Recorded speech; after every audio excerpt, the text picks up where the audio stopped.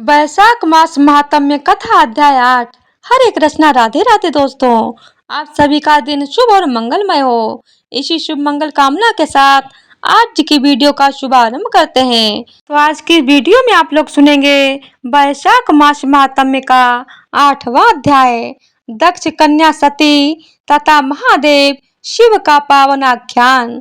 इस कथा को सुनकर राजा मैथिल ने कहा, हे ब्रह्मदेव, जल का दान न करने के कारण इक्ष्वाकु वंशी का धर्मी राजा 3 जन्म तक चातक बना और उसे मेरे घर में गृह शोभा छिपकली की योनि भी प्राप्त हुई। यह तो मेरी समझ में आ गया कि साधु महात्माओं की सेवा से विमुख होने के कारण वह गिद्ध बना, परंतु जब आपने यह कहा कि उसे 7 जन्म तक कुत्ते की योनि भी मिली तो मुझे बहुत अनुचित लगा।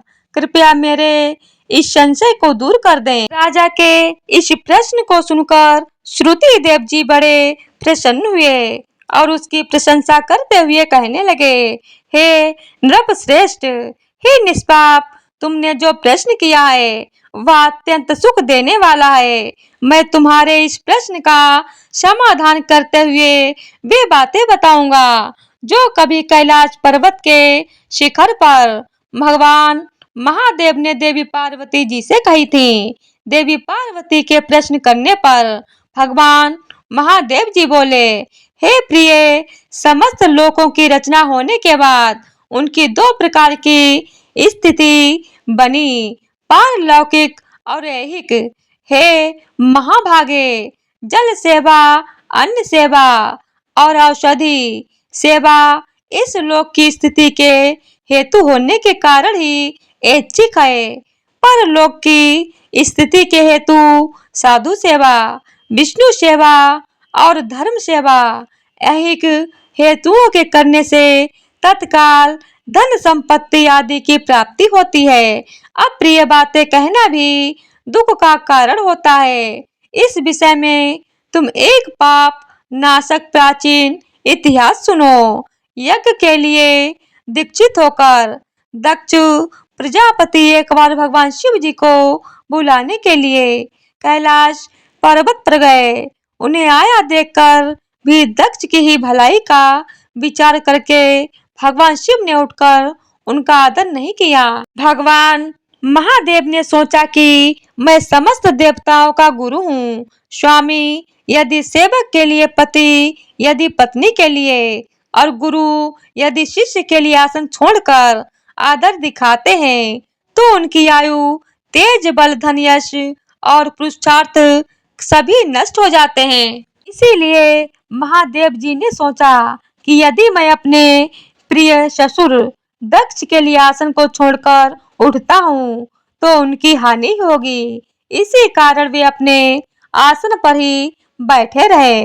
दक्ष प्रजापति ने मूर्तावश इसे अपना निरादर समझा। वह क्रोध में भर गए और महादेव जी के सामने ही उनको बुरा भला कहने लगे। दक्ष बोले, यह शिव बड़ा अहंकारी है।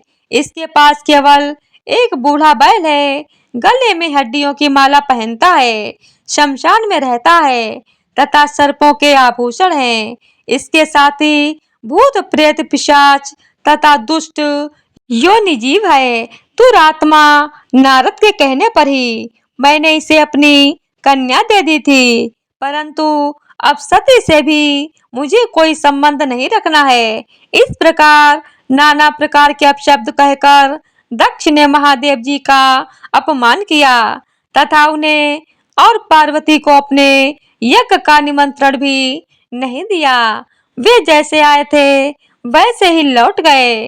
तत्पश्चात उन्होंने यज्ञशाला में जाकर मुनि जनों को साथ ले यज्ञ प्रारंभ कर दिया।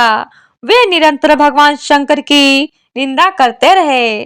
उनके उस यज्ञ में भगवान विष्णु और भगवान ब्रह्मा को छोड़कर समस्त देवता, सिद्ध, चारण, गंधर्व, यक्ष, राक्षस और किन्नर सम्मिलित हुए थे।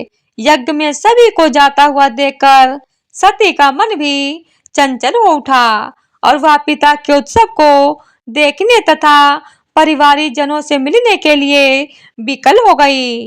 महादेव जी ने सती को समझाने की बहुत चेष्टा की, परंतु जब वे पिता के घर जाने का हठी ठान गई, तो भगवान महादेव ने उनसे कहा, हे सती, इस समय तुम्हें अपने पिता के घर जाने से कोई यश नहीं मिलेगा, अपितु कलेश ही होगा। तुम्हारे पिता सभा में बैठकर मेरी निंदा करते हैं, उसे शायद तुम सहन न कर सकोगी। निश्चय ही तुम क्रोध में भरकर कुछ अनिष्ट ही कर बैठोगी। परंतु सती ने महादेव की एक बात नहीं सुनी और पिता के घर के लिए चल पड़ी। महादेव जी ने नंदी को सवारी के लिए भेज दिया और रक्षा के लिए अपने करोड़ों भूत प्रेत आदि गण भी उनके साथ भेज दिए। जब सती पिता के घर पहुंची तो उनका किसी ने कोई स्वागत नहीं किया, अपितु उपेक्षा ही प्रदर्शित की। तब सती उदास होकर यज्ञशाला में गईं। वहां सती को सभी ने देखा, परंतु किसी ने उनसे बात तक नहीं की। अपने पिता के भाव को देखकर वे यह भी समझ गईं कि वे उनसे रुष्ट हैं और इसी कारण उनका अपमान भी कर रहे हैं। सती ने यह भी देखा कि दक्ष ने यज्ञ में सभी देवताओं को आहुति दी, परंतु जब रुद्र को आहुति देने की बारी आई तो उन्हें छोड़ दिया गया और आगे की आहुति देने लगे। पति के इस अपमान को देखकर सती को बड़ा दुख हुआ। तब वे आंखों में आंसू भरकर पिता से बोली, हे पिता, आप मेरे जीवन दाता हैं, फिर भी शास्त्रों का मत है कि यदि बड़े कहीं त्रुटि करते हो तो छोटों को उन्हें समझाना चाहिए। आप अपने से किसी बड़े को अपमानित करके कल्याण से नहीं रह सकेंगे। आपने रुद्र को आहुति नहीं दी है। इस यज्ञशाला में उपस्थित ऋषि मुनि और महात्माओं ने भी आपकी दुष्ट बुद्धि को दूर करने का प्रयास नहीं किया है। लगता है इस समय आप सभी से विधाता विमुख हो गया है। सती के इन शब्दों को सुनकर पूषा देवता दांत निकालकर हंसा एवं शुक्राचार्य मूंछ और दाढ़ी फड़फड़ाकर मुस्कुराने लगे। दक्ष स्वयं भगवान शंकर की निंदा करने लगे। यह देखकर सती क्रोध से लाल हो गईं। उन्होंने पति की निंदा सुनने के पाप से प्रायश्चित पाने हेतु यज्ञ कुंड में कूदकर अपने शरीर को जला डाला। उस समय सती को जलता हुआ देखकर शिवगण क्रोध में भर गए और चारों दिशाओं में हाहाकार मचाने लगा। फिर सभी गण भागकर भगवान शिव जी के पास जा पहुंचे और उन्हें सती के प्राण त्याग की कथा कह सुनाई। तब भगवान शिव ने क्रोधित हो अपनी एक जटा को उखाड़कर पृथ्वी पर पटक दिया। देखते ही देखते उससे महाबली वीरभद्र प्रकट हुआ। उसका शरीर अत्यंत विशाल था, उसकी सहस्त्र भुजाएं थीं और वह साक्षात यमराज के समान प्रतीत होता था। उसने हाथ जोड़कर भगवान शंकर जी से कहा, हे देव, आप मुझे आज्ञा दें कि मैं क्या करूं। तब भूत भावन भगवान शिव ने कहा, हे वीरभद्र, तुम भूत गणों को साथ लेकर दक्ष की यज्ञशाला को जाओ और उस नराधम दक्ष को नष्ट कर दो, जिसके कारण सती ने शरीर को त्याग दिया है। भगवान महादेव की आज्ञा पाकर वीरभद्र शिवगणों की विशाल सेना साथ लेकर दक्ष की यज्ञशाला में जा पहुंचा। वहां पहुंचते ही उसने यज्ञ को विध्वंस कर डाला। वहां जो भी देवता, दैत्य, मनुष्य आदि उपस्थित थे, उन सबको मार मार कर यज्ञ कुंड में डाल दिया। पूषा के दांत उखाड़ डाले, भृगु की दाढ़ी नोच डाली और जिस देवता या मुनि ने जिस प्रकार सती का निरादर किया था, उसकी वैसी ही गति की। फिर वीरभद्र ने दक्ष की चोटी पकड़कर उसे यज्ञशाला में चारों ओर घसीटते हुए बड़ी दारुण यातना पहुंचाई। तत्पश्चात दक्ष के उस शरीर को जिसकी रक्षा भृगु ने अपने मंत्र बल से करनी चाहिए थी, सभी के देखते देखते काटकर यज्ञ कुंड में डाल दिया। तब शेष लोग अपनी प्राण रक्षा के लिए वहां से भाग गए। इस प्रकार दक्ष यज्ञ को पूरी तरह विध्वंस करके वीरभद्र भगवान शिव जी के पास कैलाश पर्वत पर लौट गए। जो लोग उस समय भाग गए थे वे भगवान ब्रह्मा जी के पास पहुंचे और उन्हें शिव गणों द्वारा दक्ष यज्ञ के विध्वंस होने की सारी कथा कह सुनाई। सब वृत्तांत सुनकर ब्रह्मा जी बोले, भगवान महादेव जी समस्त देवताओं के पूज्य हैं। दक्ष ने गर्भ के वशीभूत होकर उनका जो अपमान किया है उनका उसे यथेष्ट दंड मिल चुका है। अब हम सबको चलकर भगवान शंकर जी का क्रोध शांत करना चाहिए, अन्यथा निश्चय प्रलय हो जाएगी। सर्वसमर्थ भगवान शिव से विरोध करके जगह से जीवित रहा जा सकता है। इसीलिए तुम लोग मेरी सम्मति मानकर भगवान शिव की शरण में चलो। तब ब्रह्मा जी को आगे करके सभी देवता कैलाश पर्वत पर जा पहुंचे। वहां सबने प्रार्थना करते हुए कहा, हे देवाधिदेव महादेव, आप समस्त देवताओं द्वारा पूजित हैं। आप ही इस समस्त सृष्टि के पालक और संहारक हैं। आपकी माया अपरंपार है। बड़े बड़े ऋषि मुनि देवता तक भी उसे नहीं जानते। आप सर्व समर्थ हैं। आप हमें अज्ञानी जानकर अभय करें। हे महादेव, हम आपकी शरण में आए हैं। देवताओं की इस प्रार्थना को सुनकर भगवान शिव का क्रोध शांत हुआ। तब ब्रह्मा जी के समझाने पर भगवान शिव ने सभी को अभय किया और यज्ञ मर्यादा की रक्षा करने के लिए स्वयं सभी देवताओं को साथ लेकर यज्ञशाला में जा पहुंचे। वहां उन्होंने अपने गणों द्वारा मारे गए लोगों को जीवन दान दिया। दक्ष का सिर चूंकि अग्नि में जल गया था, इस कारण उसे जीवित करने की इच्छा से महादेव जी ने बलि के लिए लाए गए एक बकरे का सर काटकर दक्ष के धड़ पर रख दिया। तब पुनर्जीवित हुए दक्ष ने भगवान शिव को प्रसन्न करने के लिए प्रार्थना की। बकरे का मुख होने के कारण वह बम बम मात्र ही कह सका। उस शब्द को सुनकर भगवान शिव प्रसन्न हो गए। उसी समय से भगवान शिव को प्रसन्न करने के लिए बम बम शब्द किया जाता है। इस तरह सभी का कल्याण करके भगवान शिव ने अपनी उपस्थिति में ही दक्ष के उस यज्ञ को पूर्ण कराया। यज्ञ के समाप्त होने पर जब सब देवता अपने अपने घर चले गए, तब भगवान शिव नैष्ठिक व्रत धारण करके गंगा जी के तट पर स्थित एक पुत्राग्र वृक्ष के नीचे तपस्या करने लगे। उधर दक्ष कन्या सती ने गिरिराज हिमालय की पत्नी मेनका के गर्भ से पार्वती के रूप में जन्म ले लिया।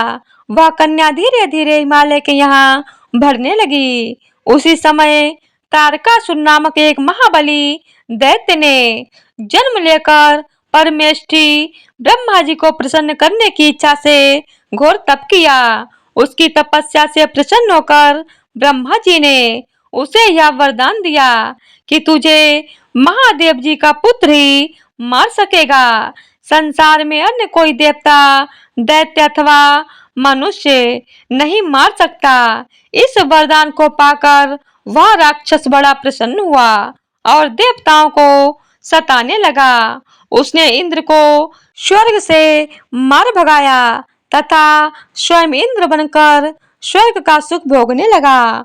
तब इंद्र सहित सभी देवता कांतिहीन होकर भगवान ब्रह्मा जी के पास गए और बोले, हे प्रभु, आपके दिए वर को प्राप्त कर तारकासुर महापराक्रमी हो गया है। उसने हम सभी को त्रस्त करके भगा दिया है तथा हम लोग उसके भय से अपने अपने स्थान से त्रस्त होकर छिपकर रहे हैं। उस समय ब्रह्मा जी ने उन्हें समझाते हुए कहा, हे देवताओं, यदि तुम तारकासुर से मुक्ति पाना चाहते हो तो मेरी बात को ध्यान से सुनो। भगवान शिव की भार्या सती ने हिमालय के घर पार्वती के रूप में जन्म ले लिया है। भगवान शिव जी बहुत समय से तपस्या कर रहे हैं। तुम लोग कोई ऐसा उपाय करो जिससे भगवान शिव की समाधि भंग हो और वे पार्वती से विवाह कर लें। जब तक भगवान शिव का पार्वती से विवाह नहीं होता, तुम्हारी दशा में सुधार नहीं हो सकेगा, यह निश्चय है। तब देवराज इंद्र ने भगवान ब्रह्मा जी की बात मानकर देवगुरु बृहस्पति से सलाह करके नारद जी को हिमालय के पास भेजा।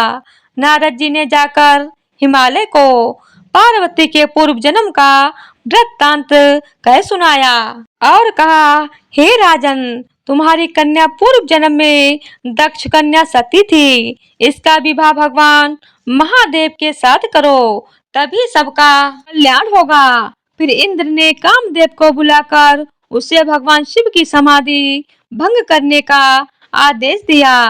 तब कामदेव ने वन में जाकर असमय ही बसंत बहार फैला दी और जब पार्वती जी महादेव जी का पूजन करने वन में गईं, तो उसने काम बाण चलाकर भगवान शिव की तपस्या को खंडित कर दिया। समाधि भंग होने पर जब शिव जी ने पार्वती जी को अपने सामने देखा, तो वे उन पर मोहित हो गए और उन्हें गोदी में बिठाकर कुछ कहने लगे। तभी उचित अवसर जानकर कामदेव ने एक तीक्ष्ण बाण और चलाया, जिसके लगते ही भगवान शिव जी का चित्त चंचल होने लगा। जब उन्होंने अपने चारों ओर देखा तो एक वृक्ष पर बैठा हुआ कामदेव भी दिखाई दे गया। उस समय भगवान शिव जी ने अत्यंत क्रोधित होकर कामदेव को भस्म करने के लिए अपना तीसरा नेत्र खोल दिया, जिससे तुरंत एक तीक्ष्ण अग्नि प्रकट हुई और कामदेव वहीं जलकर भस्म हो गया। यह सब देख बसंत और रति वहां से भाग गए। उस समय देवता अपने कार्य को सिद्ध हुआ समझकर प्रसन्न हो गए। पार्वती भयभीत हुई, एक ओर खड़ी थी कि तभी महादेव जी भी वहां से अंतर ध्यान हो गए। इस प्रकार देवता अपने जिस हित की सिद्धि करना चाहते थे वह प्राप्त नहीं हो सकी। जो साधु जनों के साथ दुष्टता करते हैं उनका यही हाल होता है। इस तरह साधु जनों की सेवा न करने के कारण ही इक्ष्वाकु के पुत्र ने अनेकों कष्ट और निकृष्ट योनियों को भोगा था। हे राजन, जो इस परम पुनीत वृत्तांत को पढ़ते अथवा श्रवण करते हैं वे निसंदेह जन्म मरण और जरा मृत्यु के चक्कर से मुक्त होकर दिव्य गति को प्राप्त करते हैं। भगवान शिव जी का यह पावन आख्यान मोक्ष को देने वाला है। तो इसी तरह से वैशाख मास महात्म्य का 8वां अध्याय पूर्ण हुआ। तो प्रेम से बोलिए हर हर महादेव। ओम नमः शिवाय।